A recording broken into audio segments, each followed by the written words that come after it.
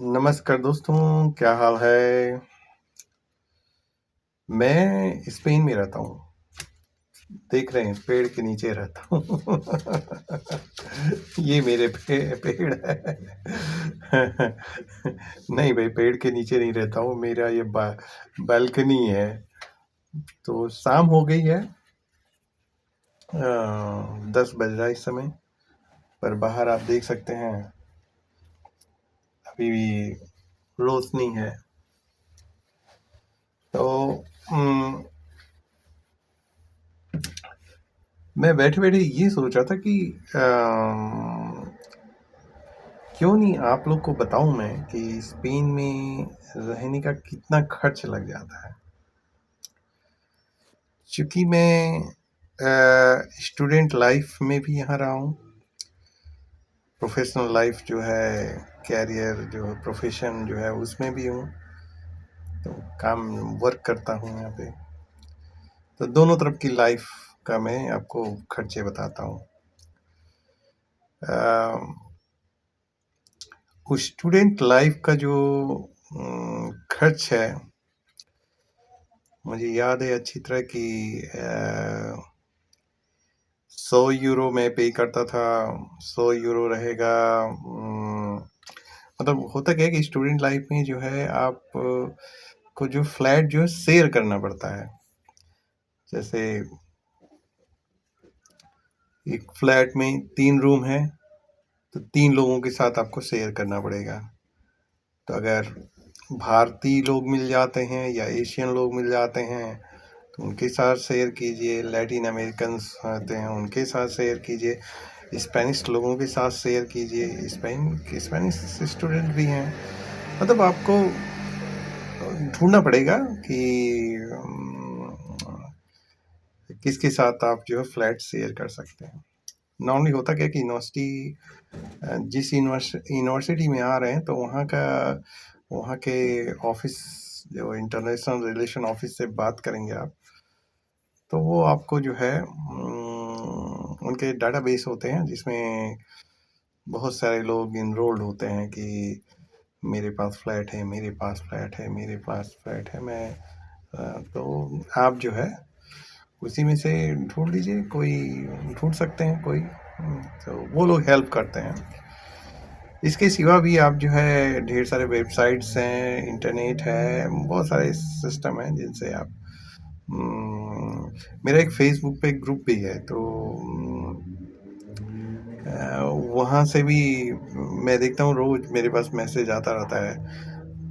कभी कभी फॉरेन से, इटली, फ्रांस, जर्मनी, कहाँ कहाँ से मैसेज आता है कि स्टूडेंट जो स्पेन आने वाले हैं उनको एक रूम चाहिए या एक फ्लैट चाहिए। तो मोरओवर बहुत सारे मेथड्स हैं जिनको आप अप्लाई कर सकते हैं। और अगर आप स्पेन आ रहे हैं तो रहने का जुगाड़ इस तरह कर सकते हैं। अब खर्च कितना लगता है, तो जैसे मैं जब स्टूडेंट लाइफ में था तो पहला जो फ्लैट था उसमें 2 लैटिन अमेरिकन थे और मैं जो है, नहीं, पहले वाले में पहला जो फ्लैट था उसमें 2 स्पेनिश लोग थे और एक मैं था। तो मैं पेमेंट करता था अपने रूम का 200 यूरो पेमेंट करता था। मेरा रूम बड़ा था। एक स्पेनिश लड़की थी और एक स्पेनिश लड़का था। स्पेनिश लड़का जो है ओनर था वो उस फ्लैट का, मतलब उसने जो है उसके पापा का रहा होगा फ्लैट, तो उसमें रहता था और दोनों लोग को रखा हुआ था। 2 कमरा अलग अलग, मतलब 3 कमरे थे उसमें। तो एक तो उसमें 200 यूरो पे करता था मैं। फिर वहाँ से शिफ्ट हो गया दूसरे फ्लैट में, तो वहाँ लैटिन अमेरिकन के साथ शेयर किया मैंने। तो लैटिन अमेरिकन के साथ शायद पहली बार में 100 यूरो था, फिर वो बढ़ के 150 यूरो हो गया। जब फ्लैट चेंज करके और दूसरे फ्लैट में गया तो 150 यूरो हो गया। तो ये जो आपका फ्लैट का रेंट है केवल। और मेरा रहता कहाँ था, ग्रानाडा में। ग्रानाडा जो है साउथ ऑफ स्पेन में बेस्ड है, तो वहाँ रहता था। अब उस समय खाने का कितना, खाने का भी जोड़ लीजिए 100-200 तक चला जाएगा। अगर कुछ बचा के खाते पीते हो तो भाई 100 से भी नीचे लग जाएगा, पर मान लेके चलिए 100 से 200 लग जाएगा। तो लगभग आपके पास अगर 500 का है तो शेयर्ड फ्लैट में आप बड़े आराम से रह सकते हैं। मतलब बजट जो है आपका 500 का है तो शेयर्ड फ्लैट में आराम से रह सकते हैं। मैं जो है नॉर्थ स्पेन में आ गया, पहले साउथ में था, अब नॉर्थ में आ गया।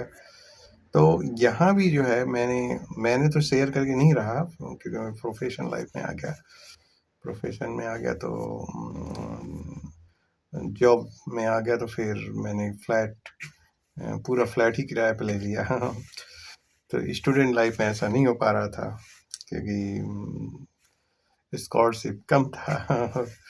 तो उसमें जो है पर अगर मेरे स्टूडेंट्स जो हैं यहाँ पे, तो उनसे बात करने पर मुझे पता चला कि लगभग 200 से 250 यूरो आपका जो है उसका चला जाएगा। और बिजली पानी का जैसे साउथ ऑफ स्पेन में या नॉर्थ ऑफ स्पेन में मोर और लेस सेम ही होता है। तो अगर 3 रूम का फ्लैट है और 150 यूरो आया या 200 यूरो आया आपका, तो आपका जो है 50-60 यूरो जो है बिजली पानी या लाइट का जाएगा, बिजली पानी और गैस का जाएगा। तो 50-60 यूरो का मान लीजिए आप जो है, तो कितना हुआ टोटल। तो साउथ ऑफ स्पेन में 150, अगर मैक्सिमम मान लें 150 और 200 वो खाने पीने का, तो हो गया 350, और 50-60 यूरो वो 400 450। मतलब मैंने 500 यूरो जो बताया ना, वही उसी बजट में आपका आएगा 500 यूरो। आप साउथ में रहिए चाहे नॉर्थ में रहिए तो उतना ही जाएगा। पर ये मैं छोटे शहरों की बात कर रहा हूँ, पर अगर बड़े शहर में जाएंगे, अब जैसे मैड्रिड क्या है, मैड्रिड में आपको रहना है या आपको बार्सिलोना में रहना है, तो वहाँ जो है इस तरह के जो मेट्रो सिटीज़ हैं, जो पॉपुलर सिटी हैं, उनमें जो है एक कमरे का ही किराया 500 यूरो आपको देना है। और उसके बाद और जो आपका जो है खाने पीने का, मतलब मोर और लेस 1000 यूरो लेके चलिए आप। तो मैड्रिड में रह रहे हैं या बार्सिलोना में रह रहे हैं तो 1000 यूरो। लेकिन ये मैं बता रहा हूँ 3 रूम के फ्लैट का किराया बता रहा हूँ। पर बहुत सारे लोग बिजनेस करते हैं तो उसमें वो क्या करते हैं कि हॉस्टल टाइप का बना लेते हैं। तो एक ही फ्लैट में जो है 10 रूम होते हैं, और वो जो है एक रूम आपको और चीपर रेट में प्रोवाइड कर देते हैं स्टूडेंट्स के लिए। तो पर उसमें ये होता है कि एक रूम रहेगा आपका और सब कुछ शेयर्ड रहेगा। मतलब आपको शेयर 10 लोगों के साथ करना पड़ेगा, बाथरूम, किचन, जितनी भी चीज़ें वो ढेर सारे लोगों को शेयर करने पड़े। और दूसरे तरीके में ये है कि 3 रूम का फ्लैट है तो आपको 3 लोगों के साथ शेयर करना पड़ेगा आपको। तो डिपेंड करता है आपका बजट क्या है, उसी के हिसाब से आप डिसाइड कीजिए कि आप जो हॉस्टल टाइप के बड़े से जो होता है उसमें रहना है, कि 3 रूम वाले फ्लैट में रहना है, कि आप जो है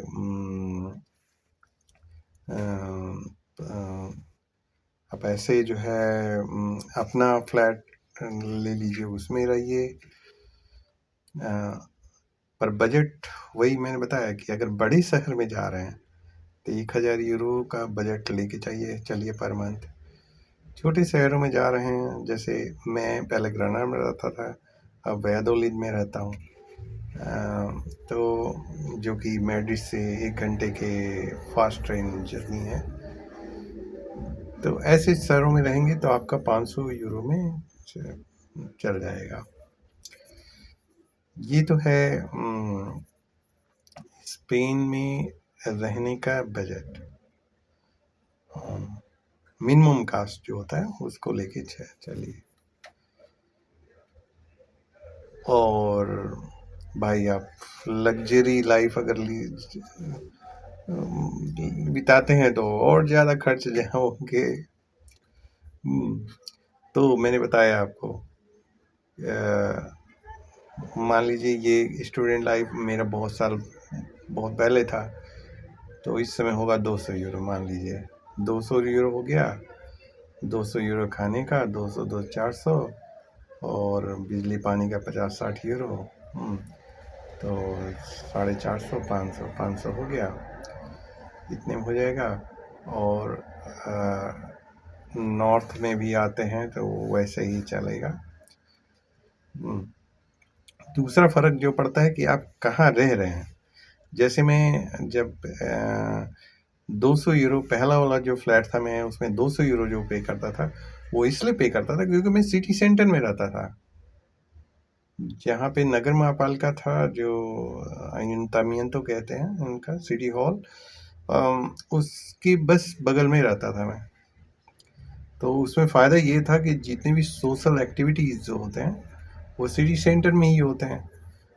तो उससे फ़ायदा ये था कि जो भाई आप नए कल्चर, मतलब इंडिया का कल्चर डिफरेंट है, यहाँ का कल्चर डिफरेंट, तो आप इनके फेस्टिवल्स डिफरेंट हैं, रिलीजियस एक्टिविटीज़ डिफरेंट हैं। तो ये सब जो सोशल एक्टिविटीज़ होते हैं या कल्चरल एक्टिविटीज़ होते हैं, तो वो होता क्या है, सिटी हॉल के आसपास ही होता है।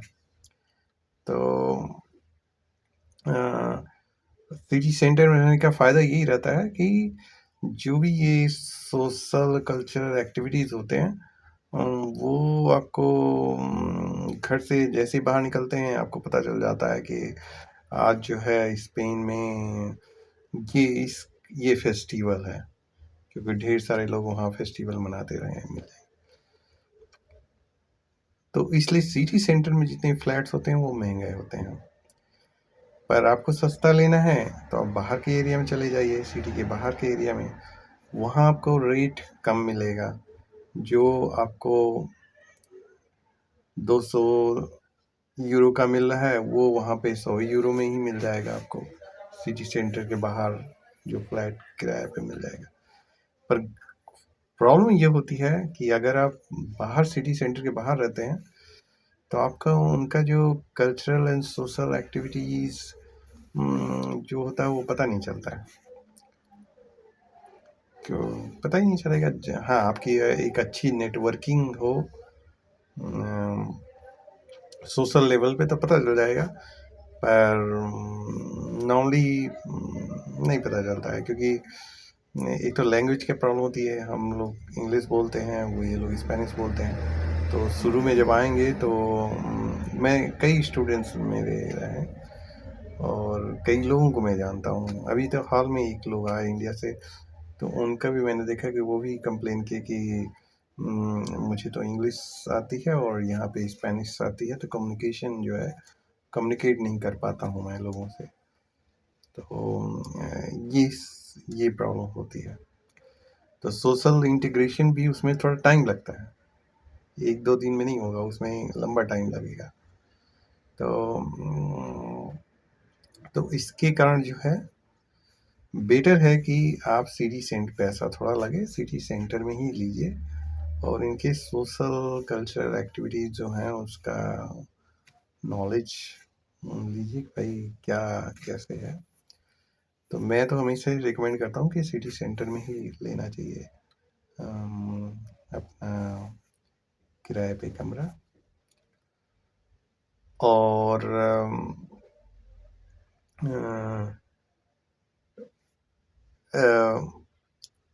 आप क्या चीज़ जो है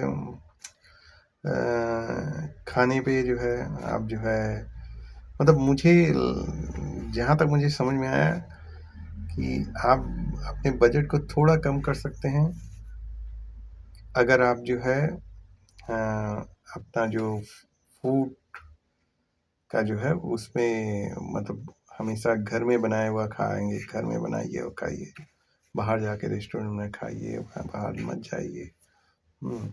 तो अगर ये सब थोड़ा कंट्रोल रखेंगे तो 16 सा बजट घटा सकते हैं।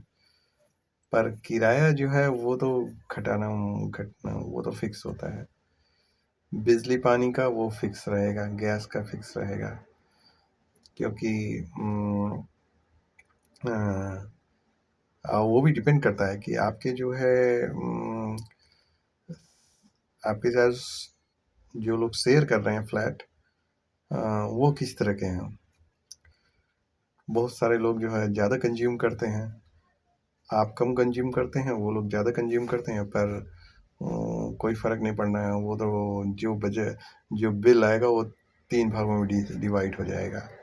तो ये भी चीज़ ध्यान में देने वाली बात है, क्योंकि ये कंप्लेन मैंने कई लोगों से सुना है कि लोगों ने बताया कि मैं तो रहता ही नहीं हूँ घर में, कंज्यूम ही नहीं करता हूँ, फिर भी जो है मुझे 60 यूरो 70 यूरो पे करना पड़ता है। तो उसका रीज़न ये होता है कि जो उनके फ्लैटमेट्स हैं, वो लोग वहाँ घर में रहते हैं, वो लोग कंज्यूम ज़्यादा करते होंगे। तो इसके कारण ऐसा होता है। तो ये भी आपको जो है चूँकि आप शेयर कर रहे हैं तो इसमें आप कुछ नहीं कर सकते। हाँ, आपका खुद फ्लैट है, आपने पूरा फ्लैट रेंट पे ले रखा है, तो आप कंट्रोल में कर सकते हैं, कंट्रोल में ला सकते हैं कि आप लाइट का मतलब गैस का उपयोग, हीटिंग सिस्टम का उपयोग कम कीजिए, गैस का उपयोग कम कीजिए, पानी का उपयोग कम कीजिए। पानी का बिल वैसे ज़्यादा आता नहीं है, सबसे सस्ता पानी का बिल ही है, और गैस और इलेक्ट्रिसिटी का बिल काफ़ी ज़्यादा होता है। तो अगर आप कंट्रोल में रखेंगे तो आपका ज़्यादा बिल नहीं आएगा। हाँ, वही शेयर में करके रहते हैं लोगों के साथ तो ऐसा नहीं होने वाला, क्योंकि आप कंज्यूम कीजिए मत कंज्यूम कीजिए, पर बिल जो है 3 भागों में डिवाइड हो जाएगा। एक तो ये होता है, और बहुत जगह क्या करते हैं कि उनका फिक्स रेट होता है कि वो एक अमाउंट आपसे लेंगे, 400 450 500 जो भी लेंगे वो लेंगे, और उनका ये रहता है कि फिक्स होता है, उसी में आपको जो है आपको एक कमरा भी दे देंगे, खाना की व्यवस्था भी कर देंगे, लाइट बिजली गैस जितना भी है उसकी भी व्यवस्था उसी में बिल में हो जाएगा। तो ये भी सिस्टम चलता है। हाँ, आपको सर्च करना पड़ेगा कि कहाँ पे कौन सा ओनर जो है ये चीज़ प्रोवाइड कर रहा है। तो बहुत सारे लोगों का ऐसा होता है कि वो मतलब बहुत सारे ऐसे लोग हैं जो कि जिनके पास 3-3 रूम हैं, और वो लोग क्या करते हैं कि भाई आप जो है एक कमरा मेरा किराया पे ले लीजिए, और मैं जो है आपका इतना पैसा आप दे दीजिए, और मैं जो है आपका जो है खाने पीने का, क्लीनिंग, जो है क्या है गैस, लाइट, और जो भी जितने भी खर्चे हैं वो इतने पैसे में आपका पूरा कवर हो जाएगा। अब ये नहीं होगा कि आप रेस्टोरेंट में ले जाके खाना खिलाएंगे, वो होममेड होता है, घर का बना हुआ खाना खाना है।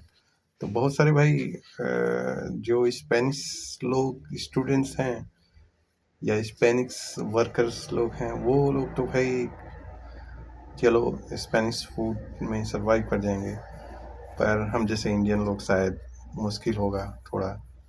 तो हम लोगों के लिए भाई खुद खाना पकाना, खुद वो, क्योंकि हम लोग ज़्यादा जो है मसालेदार खाना खाते हैं, तो ये चीज़ें हैं, ये चीज़ें देखनी पड़ेंगी।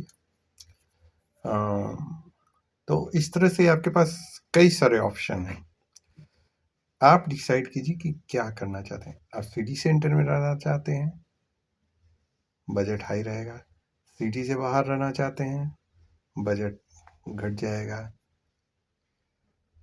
शेयर में रहना चाहते हैं, 3 लोगों के साथ शेयर करके रह रहे हैं फ्लैट में, और सिटी सेंटर में रह रहे हैं, बजट बढ़ गया। सिटी के बाहर रह रहे हैं, बजट और घट गया, इसके बाद 3 लोगों के साथ शेयर करके रह रहे हैं। तो ऐसे करके क्राइटेरिया हैं। आप जो है सिटी सेंटर में रह रहे हैं, चाह रहे हैं कि सब कुछ जो है ओनर के द्वारा ही प्रोवाइड हो, एक अमाउंट पेमेंट कर दिया जाए और सब कुछ ओनर ही करे, तो उसमें जो है आपका बजट का बढ़ जाएगा। या सिटी के बाहर में रह रहे हैं तब भी बजट बढ़ जाएगा। तो ये अब क्राइटेरिया जो है, कई सारे क्राइटेरिया हैं, उन क्राइटेरिया के हिसाब से कैलकुलेशन कीजिए। जहाँ तक मुझे समझ में आया कि अगर आप बिग शहर में नहीं रहे, जैसे मैड्रिड हो गया, बार्सिलोना हो गया, बड़े शहरों में नहीं रह रहे हैं, छोटे शहरों में रह रहे हैं, तो 500 यूरो तक निकल जाएगा, 500 यूरो का बजट रहेगा।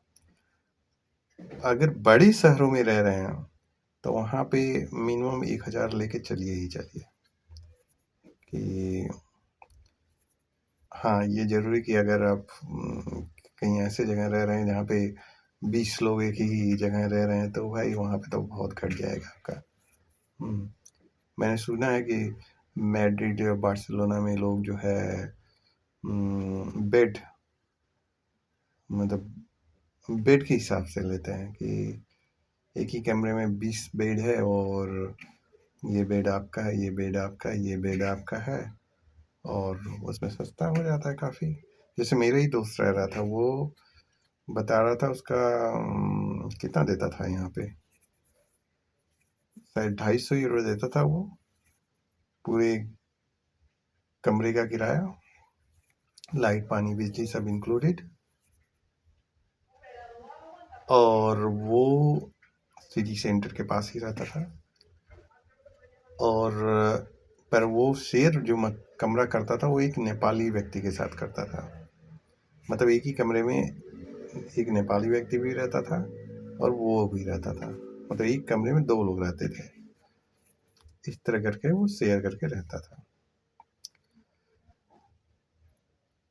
एक होता है कि एक कमरे को आप शेयर कर रहे हैं, दूसरा है कि एक फ्लैट में एक कमरे को, मतलब एक कमरा आपका हो गया, दूसरा कमरा आपका हो गया, तीसरा है।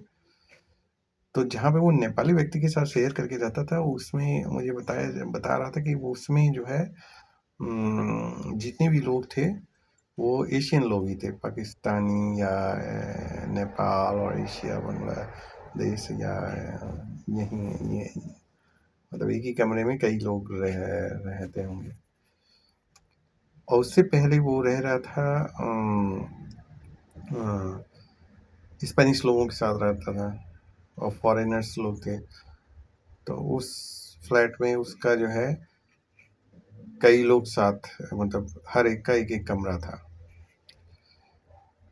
तो वहाँ भी वो जो है 200 200-250 ऐसे ही कुछ देता था। नहीं, ज़्यादा देता था उसमें। हाँ, ज़्यादा देता था।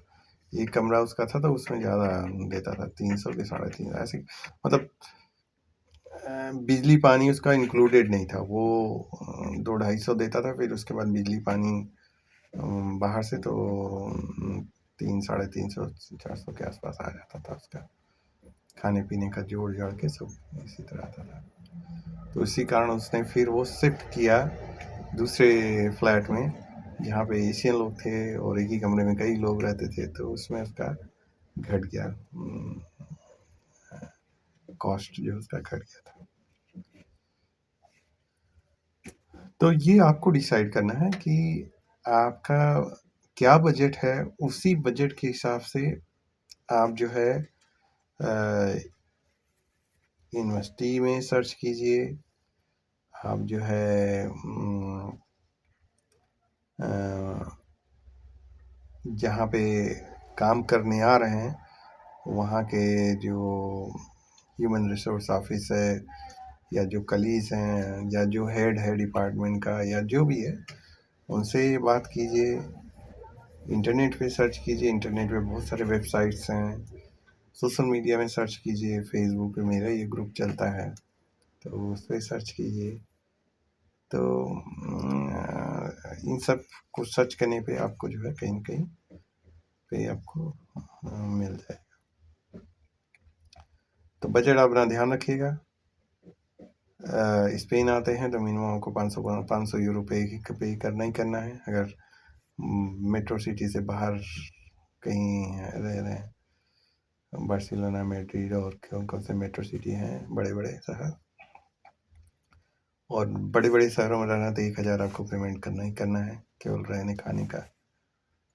और उसके सिवा भी जो भी बजट एक्स्ट्रा आवे आपका।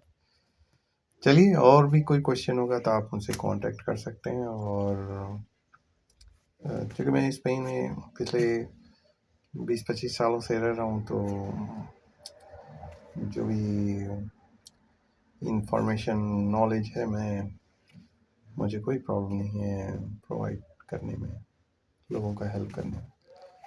चलिए, नमस्कार।